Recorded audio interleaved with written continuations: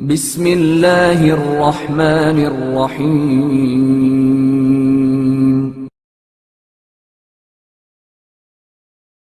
حیات حضرت امام حسن علیہ السلام کا مختصر جائزہ۔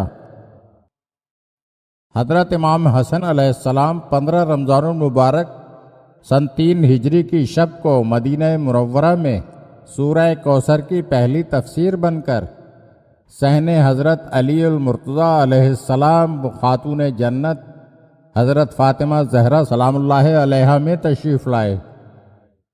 رسول خدا صلی اللہ علیہ وآلہ وسلم امام حسن علیہ السلام کی ولادت کی خبر سن کر بہت خوش ہوئے، کیونکہ جب مکہ مکرمہ میں حضور صلی اللہ علیہ وآلہ وسلم کے بیٹے یکے بعد دیگر رحلت فرما گئے تو مشرکین آپ صلی اللہ علیہ وآلہ وسلم کو طعنے دینے لگے، جن سے آپ کو بہت صدمہ پہنچا۔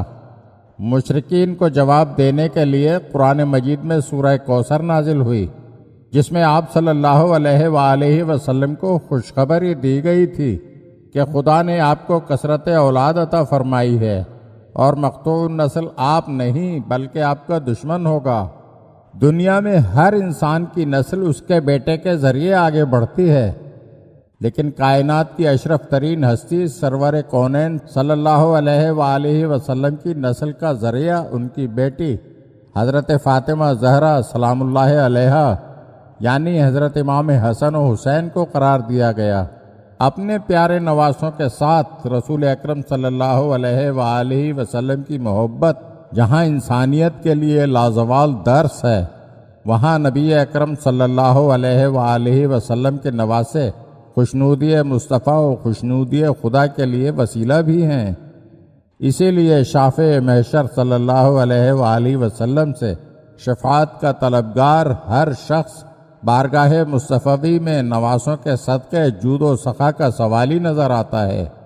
جس قدر محبت اللہ کے رسول نے اپنے نواسوں سے کی اور جس قدر محبت کا درس اپنی امت کو ان سے محبت کا دیا، اس سے کتب احادیث بھری پڑی ہیں۔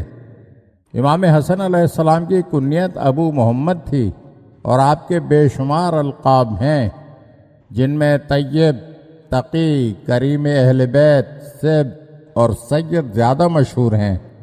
آپ کا لقب سید خود سرور کائنات صلی اللہ علیہ وآلہ وسلم کا عطا کردہ ہے۔ روایت میں ہے کہ امام حسن علیہ السلام سب سے بڑھ کر نبی کریم سے مشابہ تھے۔ شاعر نے کیا خوب کہا ہے کہ چہرہ حسن کا ہے کہ شبیہ رسول ہے، عالم تمام نقش کف پا کی دھول ہے۔ ولادت کے بعد جب امام حسن علیہ السلام سرور کائنات صلی اللہ علیہ وآلہ وسلم کی خدمت میں لائے گئے تو آن حضرت صلی اللہ علیہ وآلہ وسلم نے نومولود بچے کو آغوش میں لے کر پیار کیا اور داہنے کان میں اذان اور بائیں کان میں اقامت فرمانے کے بعد اپنی زبان ان کے دہن مبارک میں دی۔ امام حسن علیہ السلام اسے چوسنے لگے اور اس کے بعد آپ صلی اللہ علیہ وآلہ وسلم نے دعا کی، خدایا اس کو اور اس کی اولاد کو اپنی پناہ میں رکھنا۔ 7ویں دن رسول خدا صلی اللہ علیہ وآلہ وسلم نے اپنے دست مبارک سے عقیقے کی رسم ادا فرمائی اور ایک دمبا ذبح کروا کر اور بالوں کو منڈوا کر ان کے ہم وزن چاندی صدقے میں دی۔ جب نومولود کے نام رکھنے کا مرحلہ آیا تو جبرائیل علیہ السلام وحی لے کر پیغمبر اکرم صلی اللہ علیہ وآلہ وسلم کی خدمت میں نازل ہوئے اور فرمایا، آپ کا پروردگار آپ کو سلام کہتا ہے اور ارشاد فرماتا ہے کہ علی آپ کے لیے ایسے ہی ہیں جیسے ہارون موسیٰ علیہ السلام کے لیے تھے، لیکن آپ کے بعد کوئی نبی نہ ہوگا۔ آپ اپنے اس فرزند کا نام ہارون کے فرزند کے نام پر شبر رکھیے۔ پیغمبر اکرم صلی اللہ علیہ وآلہ وسلم نے فرمایا، میری زبان تو عربی ہے۔ تو جبرائیل علیہ السلام نے کہا، آپ حسن نام رکھیے۔ تو پیغمبر صلی اللہ علیہ وآلہ وسلم نے ایسا ہی کیا۔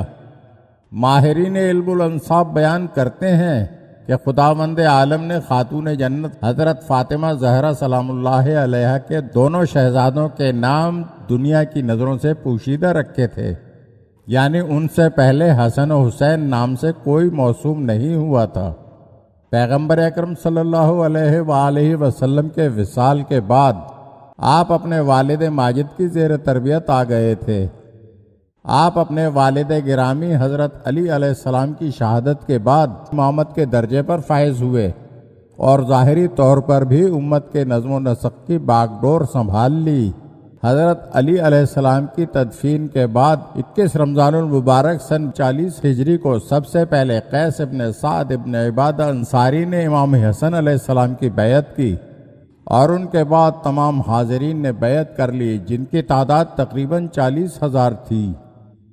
آپ علیہ السلام نے بیعت کے بعد تمام لوگوں سے صاف صاف بیان فرما دیا تھا کہ اگر میں صلح کروں تو تم کو صلح کرنا ہوگی، اور اگر میں جنگ کروں تو تمہیں میرے ساتھ مل کر جنگ کرنا ہوگی، اور سب نے اس شرط کو قبول کر لیا تھا۔ آپ نے انتظام حکومت اپنے ہاتھ میں لیا، اطراف میں عمال مقرر کیے، حکام متعین کیے اور مقدمات کے فیصلے کرنے لگے، لیکن جب حاکم شام کی طرف سے آپ پر جنگ مسلط کی گئی تو آپ علیہ السلام بھی ایک لشکر کے ساتھ کوفے سے نکلے۔ جب میدان جنگ میں پہنچے تو جن لوگوں نے بڑھ چڑھ کر آپ کی بیعت کی تھی وہی دولت اور منصب کی خواہش میں آپ علیہ السلام کا ساتھ چھوڑ کر امیر شام کے ساتھ ملحق ہو گئے۔